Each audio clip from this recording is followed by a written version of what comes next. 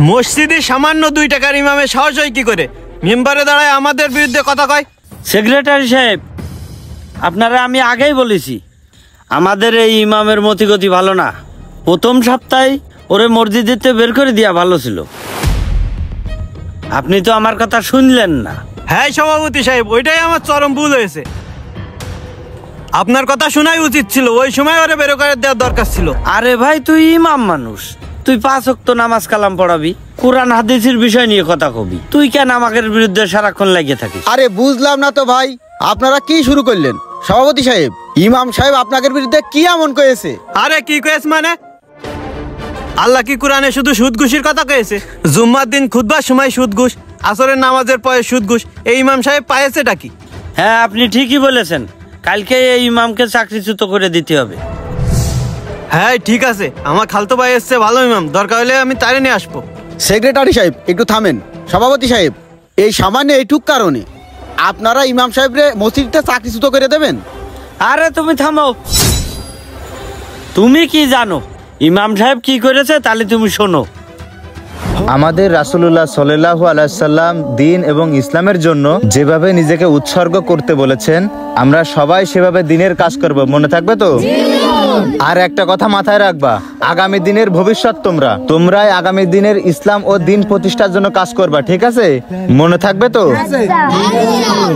হুজুর, একটা কথা বলবো, আমাদের এই সমাজে দিনের পর দিন সুদ ঘুষ অনেক আকারে বেড়ে গেছে। এখন আপনি যদি এ সম্পর্কে আমাদের কিছু বলতেন তাহলে অনেক ভালো হতো।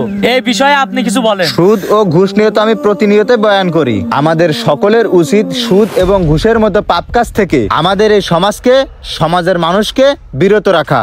এই কথাগুলো তোমাদেরকে মেনে চলতে হবে। তোমরাও কিন্তু ভবিষ্যতে ইমাম ও মুয়াজ্জিন হবা। ইমাম সাহেব তো দেখতেছি দিন দিন বাড়াবাড়ি করতেছে, যেভাবে হোক ইমাম সাহেবের এই বাড়াবাড়ি বন্ধ করতে হবে। বিষয়টা আমার সভাপতিরে জানানোর দরকার।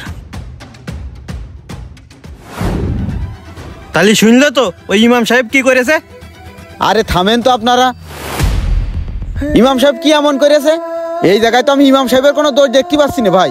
ইমাম সাহেব তো হক কথা, সঠিক কথা, সত্যি কথা কয়েছে, যে কথাগুলো আল্লাহর কোরআনে আছে। কোরআনের কথাগুলো আপনারা দুজন বুঝবেন কি করে? আপনাদের ভিতরে তো সেই জ্ঞানই নেই। এখন উচিত কথা করলেই তো আপনাদের গায়ে লাগবে না। আপনাদের কি যোগ্যতা আছে ওই মসজিদের সভাপতি আর সেক্রেটারি হওয়ার? ক্ষমতার বলে আর টাকার দাপট দেখায় মসজিদের সভাপতি হয়েছেন, সেক্রেটারি হয়েছেন। আর মসজিদের ইমাম সাহেব কয়টা হক কথা কয়েছে, কয়টা সত্যি কথা কয়েছে, অমনি আপনাদের গায়ে লেগে গেছে। ইমাম সাহেবের মসজিদে চাকরিচ্যুত করার জন্য লেগে গেছেন। আরে কি ভেবেছেন আপনারা? মসজিদ কি আপনাদের পৈতৃক সম্পত্তি যে ওই জায়গায় যা ইচ্ছা তাই করবেন আপনারা? চুপ করে আছেন কেন? কথা কন। আপনাদের দুইজনের কি কোনো যোগ্যতা আছে? কোনো যোগ্যতা নেই। আপনারা হাদিস সম্পর্কে কিছু জানেন না, কুরআন সম্পর্কে কিছু জানেন না। আপনারা মসজিদের সভাপতি আর সেক্রেটারি হয়েছেন, কিন্তু মসজিদের সভাপতি আর সেক্রেটারি তো তারাই বানানো উচিত যার ভিতরে এলেম আছে, কুরআন সম্পর্কে জানে, ইসলামিক জ্ঞান আছে, যে ইমামের অনুপস্থিতিতে মুসল্লিদের কুরআন হাদিস সম্পর্কে জ্ঞান দিতে পারে, আলোচনা করতে পারে। আপনারা তো মসজিদে দাঁড়ায় ঠিকমতো আজানও দিতে পারেন না। আপনারা হয়েছেন সভাপতি আর সেক্রেটারি। একটা কথা সাফ করে কয়ে দিচ্ছি, শোনেন, ইমাম মানে নেতা। ইমামরা আপনারা এত তুচ্ছ মনে করেন না। ইমামরা আপনারা কি মনে করতেছেন যে 5-6 হাজার টাকাতে চাকরি করতে আসবে সে কিছু না? এটা ভুল করতেছেন। ইমামরে কওয়া হয় নবীগণের ওয়ারিস, একজন আলেম, আর তারে আপনারা তুচ্ছ তাচ্ছিল্য করে কথা করছেন। এইগুলো করেন না, ধ্বংস হয়ে যাবেন। ইমামদের পিছনে লাগেন না, আলেমের পিছনে লাগেন না, ষড়যন্ত্র করেন না, ওই আল্লাহর আরশ কাঁপে উঠবে। এই কথাটা কয়ে দিলাম। এখনো সময় আছে। আপনারা এই সমাজে যারা অভিজ্ঞ জ্ঞানী, ইসলাম সম্পর্কে তাদের জ্ঞান আছে, এই মসজিদের দায়িত্ব, সেক্রেটারি আর সভাপতির দায়িত্ব তাদের কাছে দিয়ে দেন। এই দায়িত্ব আপনারা ছেড়ে দেন, আপনারা চলে যান। আপনারা কিছু জানেন না, তওবা করেন। ইমাম সাহেবের সাথে খারাপ ব্যবহার করেছেন, ইমাম সাহেবের কাছে মাফ চান যে আমাদের ভুল হয়ে গেছে, আমরা এরকম অন্যায় করব না, এরকম ভুল করব না।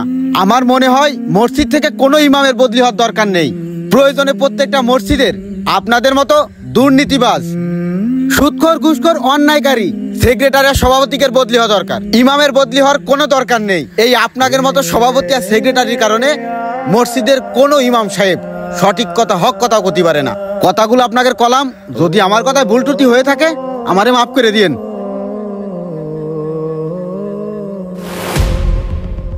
আমাদের এই ভদ্র সমাজের অনেক মসজিদে এমন সভাপতি আর সেক্রেটারি আছে যাদের কারণে ইমাম সাহেব হক কথা, সঠিক কথা এবং সত্য কথা কখনোই বলতে পারে না। তাই ইমামের পরিবর্তন নয়, পরিবর্তন হওয়া দরকার এমন দুর্নীতিবাজ সভাপতি এবং সেক্রেটারিদের। ভিডিওটা অবশ্যই শেয়ার করে দিবেন আর পেজটি ফলো করে সাথেই থাকবেন।